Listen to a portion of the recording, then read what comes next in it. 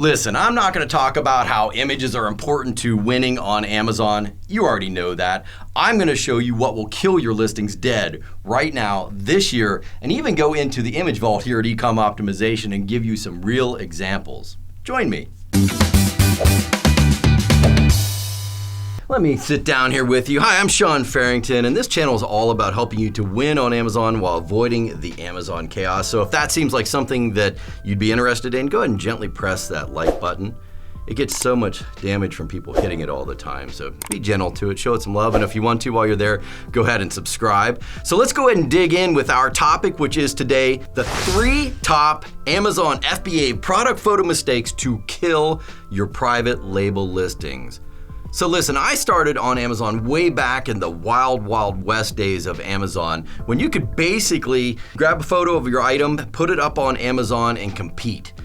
Then in about 2015, a whole bunch of competition began entering into Amazon, and competition became a little bit more fierce. And these were sellers who actually knew what they were doing. They're business owners who had had like off Amazon success, maybe in retail bricks and mortar, or even doing other similar types of things with marketing and so forth. And they were now flooding into Amazon, and the competition began to get a little bit more fierce. So we were kind of coming out of this wild, wild west days when there was sort of lawlessness on Amazon, and I needed to find a way to compete. So what I did is I started doing a whole bunch of A/B testing, right? I would test any combinations of photographs and copy, the main images, anything I could do to find out like what worked and what didn't, if that makes sense. And I still do this today. We still do it as part of the company that I run, Ecom Optimization, as well as, personally and privately for testing, just to see, what actually works in the marketplace. And oftentimes I'm a little bit surprised by that. Testing is truly the only way to know, but I see sort of trends happening over and over again when you do this kind of A/B testing. And what I was finding was that I would, as this sort of process was happening of doing this, I would get so many private label sellers, wholesalers, all of those different type of sellers who were relying on Amazon as their marketplace, were just kind of baffled by what was going on Amazon as this competition sort of started coming in today. And I see so many mistakes repeated over and over again. So I'm going to give you the top 3. That's what we're going to be going over today, because even today, right now on Amazon, competition is actually more fierce than it has ever been. Maybe you're experiencing this, maybe you know this, or maybe you kind of have a shallow history of Amazon and don't kind of realize where it came from. So let's go and dig in with the mistake number 1 that I'm seeing right now, which is ignoring the thumb scroll. So you know what the thumb scroll is, right? It's that activity of just kind of scrolling on your phone and after, looking at product after product. You've probably done it while shopping yourself. And so all of the best marketing in the world, even having the best product in the world, means nothing if your shoppers just scroll right by your listing and don't even stop to take a look. So how do you stop the thumb scroll? How do you keep people from just scrolling right by and never stopping? You've got to get their attention. That's what you've got to do. You've got to stop the thumb scroll by getting attention, and that is the job of the main image. That's the only job of the main image, is to stop people in their tracks, interrupt that thumb scroll process, and get them on to the listing. That's what it is. So you've got to have a main image that grabs the eye. Let's go ahead and dig into some examples right now, and I'll show you what I mean. Okay, so I think this is what people think of when they think of Amazon photos or Amazon product photos or any of that kind of stuff, especially when it comes to main images, is a product on an all-white background. In fact, I was just talking with a new client yesterday, and we were looking over his existing listings, and he had all of his photos, top main image on down had all white images, and he said, all images on a white background, and he said, yeah, I thought that's what Amazon required. They don't understand that the only image that requires that is the main image, that you have the main image on an all-white background. So that might be a bonus for you that I'm giving to you right now. People don't understand that. They don't need to. But what I see is that people get stuck in this rut of an idea that you just put the product on an all-white background. But the problem with this is, if all of the products look like that, if every other listing kind of has a very similar positioning and all the product on an all white background, then it's going to be almost a hypnotic, kind of like when they talk about driving hypnosis, where you're just driving down the road and you become unaware because you're hypnotized by the road just continuing in front of you. That kind of thing on that thumb scroll where they're hypnotic. And you've only got, 1,400 milliseconds to get their attention. So this probably is not going to do it.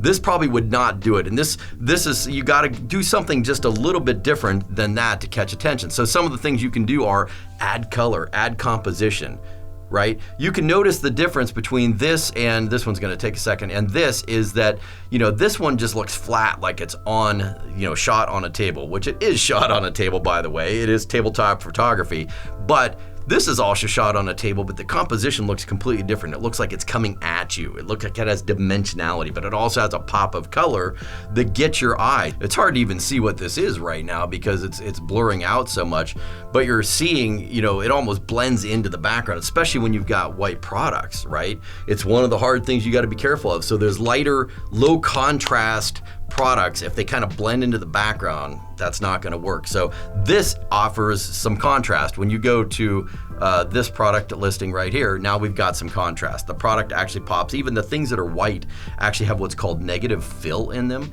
If you can see those areas up by the handle there, let me see if I can get up there and sort of point around. Up by here, that's because you do negative fill. So having just even a black card right next to your product can offer shadow on things that are bright and white. So if you're doing jewelry, anything like that, it is shiny white on the lighter end of the spectrum. You've got to have something that has contrast. The eye is drawn to contrast, and then to color, and then to composition, all this kind of stuff. So really having something on there that you can see, like this is not just white. There's some dark in here that tells me, oh, this is a dimensional object, right? And this popping out in the foreground is because we used a wide angle lens. So being aware of those things that, like, I need to change something around to get attention. That's the job of the main image. That's the sole job of the main image. Now the second part of this is realizing this. I see this a lot here too, which is people just putting the product on the main image, right? Again, I've got to grab attention. So if everyone just has the product on the main image,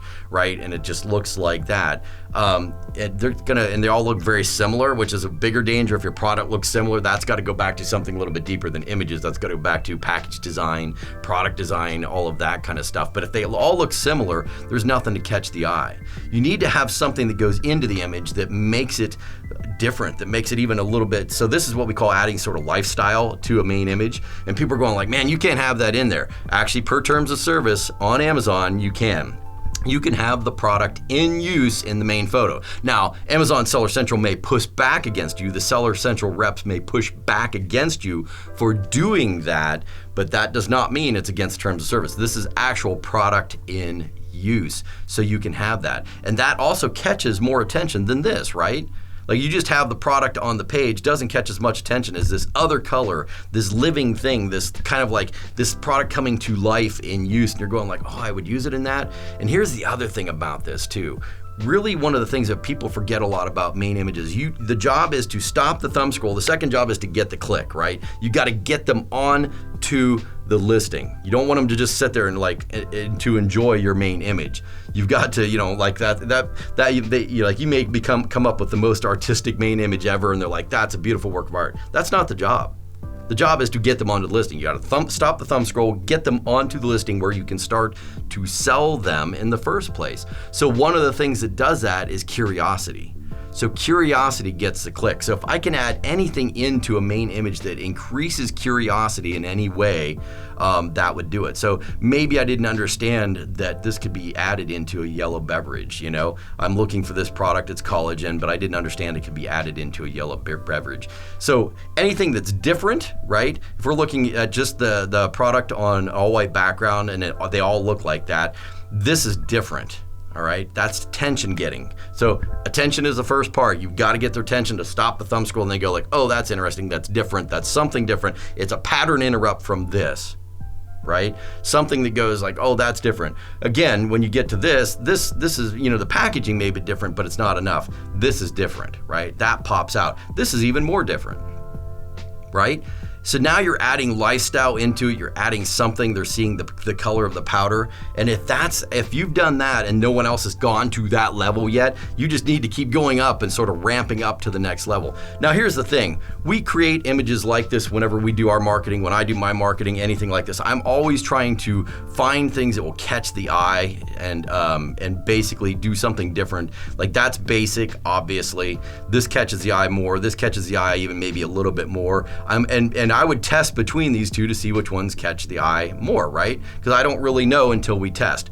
But I'm going for that idea of just capturing their attention, stopping the thumb scroll, just a little bit of a pattern interrupt. But here's the deal with these. On Amazon, sometimes this stuff will get pushed back. It'll get suppressed. And some of it can be. Right now, we've had recent problems because the lettering, like the lettering on here, right here, even the lettering on the packaging gets picked up by the algorithm, and they go like, that's not right. And then a human starts to look at it and go like, you can't have all that stuff in the product photo. I'm like, yes, you can. It's the product in use. So you can fight back by pointing out terms of service with them. But here's the issue: if you do this and they don't accept it right away, you're in a situation where they've suppressed your listing because of that. So what we always do is we always create what's called a safety image. So that could be a safety image. There will be no complaint from any Seller Central rep that is just the product, right?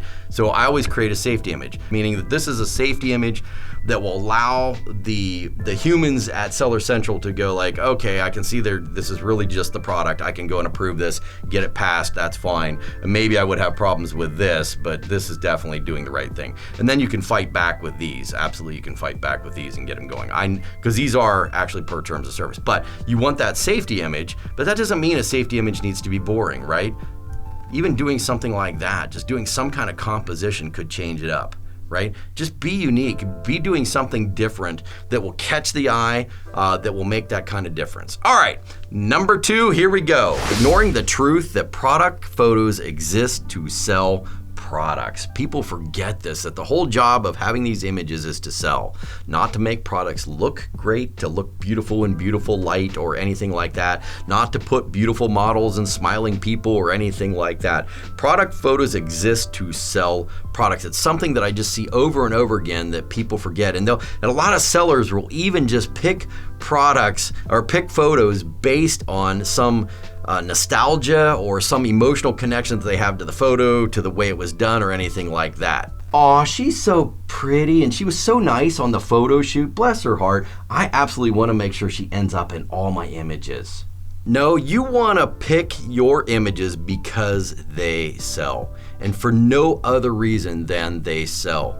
That means you need to know why images would sell in the first place. It's not because of composition, it's not because of Photoshop skills, it's not because of artistic ability or the ability to do photorealism in photos. I've actually let go so many designers because they just can't get the concept of how to sell, like that we're ultimately marketing products, that we're ultimately selling products. And if you can't get that concept of that your images are there to sell, then you're absolutely failing. You're not using your photos for the right purpose. So let's dig into how to make images that sell, and realizing that this is a sales process, that ultimately your image stack is a sales process. It should take people through a process of getting their interest and stirring up desire that ultimately causes action. And what people don't realize is that often the marketing that you need to do, that whole sales process needs to show up in the images as well too. Most sellers just stick images over there. We gotta have a lifestyle image, we gotta have an infographic image, let's have someone smiling. Those are the basics of, what they think needs to go into image design. But listen, that's not the case. What I do is spend a ton of time on the marketing, creating out words, actual words in copy that speak to the needs, the desires, the fears, all of that kind of stuff that goes on in a person's mind and in their heart as they're trying to make a purchase decision. Whatever that is, that sales process that is over here in copy, like you have all these words over here in copy, needs to show up in the images. There needs to be a sales process that you're taking people through from top to bottom, from the first image to the last image. That is a sales process. Now, the best sort of framework that I've seen that do this really well is this, and it's called AIDA, A-I-D-A, and it's attention, interest, desire, and action. You can use this framework to kind of lead people through that whole process. You get their attention with that main image, right? Maybe even pique up their interest with that main image. Like, what is that thing? What is that curious little thing that I didn't notice before? Where you get them onto your listing and you start to stir up more interest, and then you get into the process of creating desire and ultimately to cause action. Now, you want to ultimately take them through a process from top to bottom, from getting their attention on that first main image. That's the job of the main image, is to get their attention and even to stir up a little bit of interest, right? Curiosity gets the clicks. You get their interest up just a little bit, then you get them onto the listing where you start to pique desire and ultimately cause action. And what's the action we want them to take?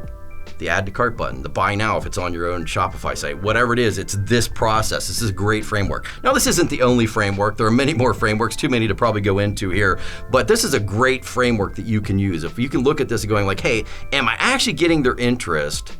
At getting their attention, stirring up some interest, piquing their desire that is ultimately causing action. If I'm not leading them through that psychological sales process based on emotions, if I'm not leading them through that process, I don't have a sales process. I just have pictures, right? You don't want just pictures. The job of the pictures is to sell the product, right? The job of pictures is to sell the product. If you're not doing that and thinking of that in a sales process, then you're absolutely failing at what you need to do with those images. So start thinking about that whole process. And look at what you've done in copy. Now, your copy should also be a sales process. That goes for the basics. You need to have that as a sales process. If you have that as a sales process, make sure that same story that's being told in the front-facing copy is also being told in those images. And one of the things that additionally is a little bonus here for you is that you want to also even overcome sales objections. Sometimes the people have sales objections, meaning they don't want to purchase this product because they think it may not work or whatever the case is. So like if they think it's not going to work, add some testimonial information into those images to overcome that. And so you're taking them through a sales process. So you're up here, you're getting their attention, you're stirring up a little interest, piquing their desire, you're overcoming sales objections, and then causing action is what you're looking at doing. So treat that as a sales process. All right, Amazon FBA product photo mistake number 3, missing the premium feel. Now listen, margins on Amazon are absolutely critical. Amazon takes fees, and that means that there's a certain amount left over. That's your margins. You've got to make sure that you maximize your margins. Otherwise, you're not able to compete. You're not able to pay for ad spend or anything like that. So you've got to absolutely make sure you're making your product have the highest value possible on Amazon. And value is perceived, right? Value is perception. What I mean by this is that back in the day, people used to be able to go into a store, pick up a product, and perceive the value of it by the weight, by how it looked, by the materials that they could see up close with their own eye. They could hold it, they could test drive it in the case of a car or anything like that.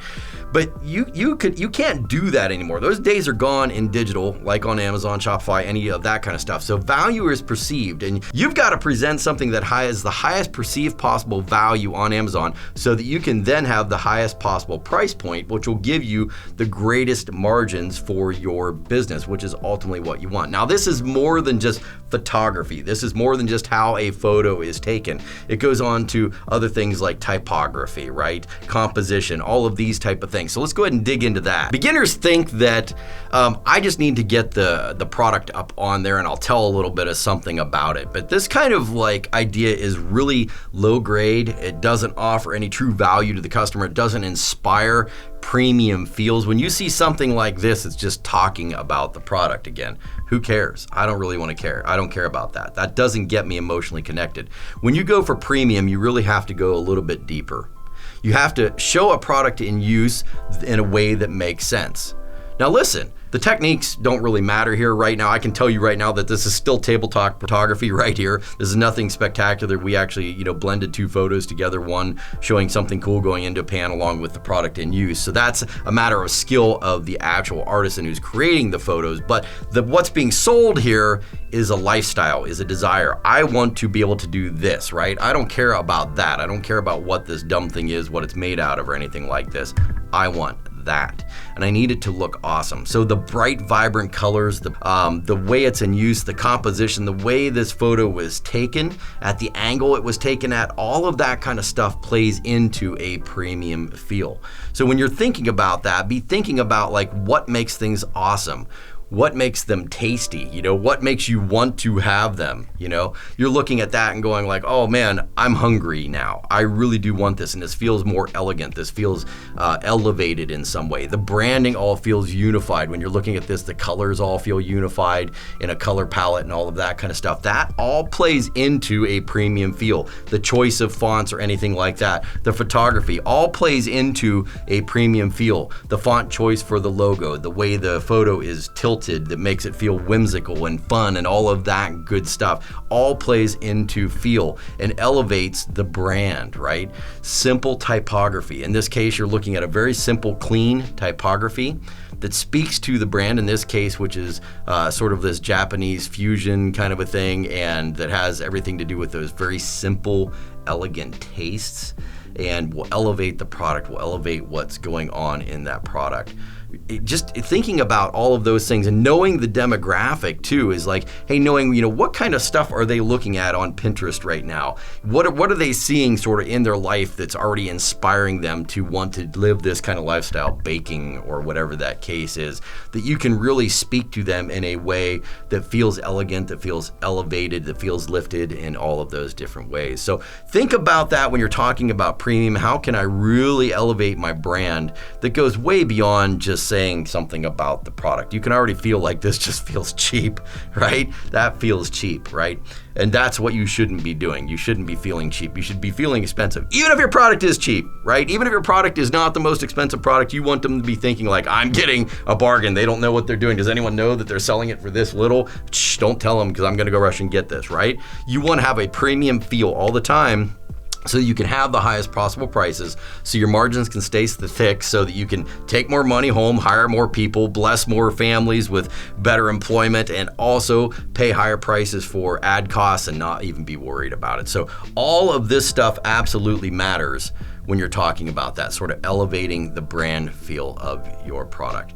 All right, and now I want to give you a bonus. I'm so excited about this. Before I give you this bonus, go ahead and hit that like and subscribe button down there. That'll let you know as soon as one of these videos comes live if you're finding this useful. I want to give you a bonus. Let me show you that right now while you're hitting those like and subscribe buttons. Here we go. Did I say hit the like and subscribe button? Don't do it. Be gentle to those like and subscribe buttons. Okay, so as I told you, I began back in the Wild Wild West days where you could basically just, shoot a picture, put your product up on Amazon and win, because there was no competition. If you did that, you were one of the very few people that actually had that product repped on Amazon, and people would just buy because it was cool, it was novel, it was what was going on.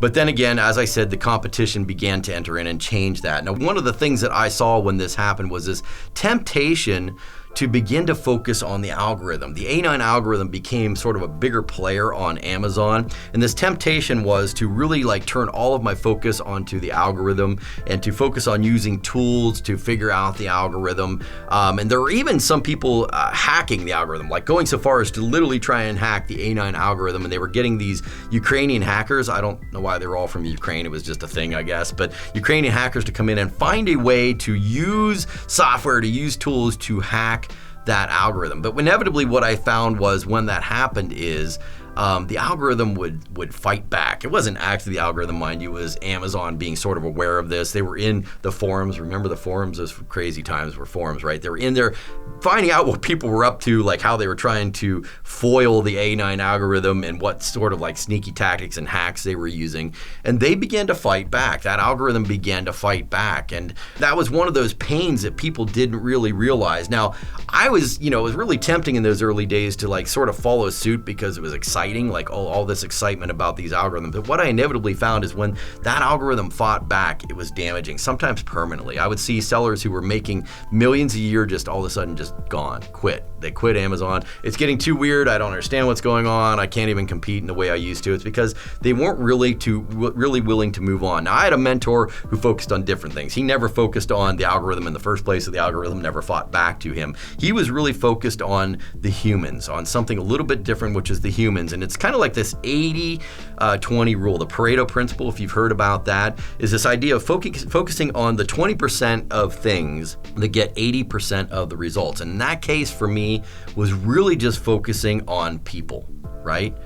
My mentor, Mike, focused on people. He would almost exclusively ignore the algorithm and just go focus on people and win and rank in top positions for Amazon and all of that kind of stuff. So I tell these people this story and I talk about all these things, and these are the kind of questions that I get, honestly. These are the questions that I'm getting right here. My number one concern is conversion. My rate be very low, like around 1%. Or this one, I'd like to know how one goes about selling in high reviewed product niches. Or this one, a few items talks about conversion. How do you lay out your process for research or for copywriting when it comes to the images, and what's a good format and your vision with graphic designers? And all of this stuff is really just speaking about marketing. And matter of fact, these are actually just quotes that come from my group, the Amazon Marketing Misfits. And they're quotes and they're people asking these questions. And I actually answer those questions in that group, Amazon Marketing Misfits. I go into more depth into subjects like this. So if this is something you're interested in, make sure you go check out that group. I'll put a link to the group in the description below.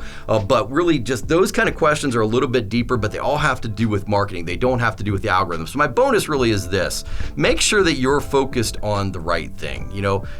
Don't focus on the algorithm as much as you focus on actual human beings. That'll be your 80-20 rule for sort of getting forward and being able to move ahead. Really are focusing on the people. You've got to learn how to do great research and all of that kind of stuff. I do cover that in the group.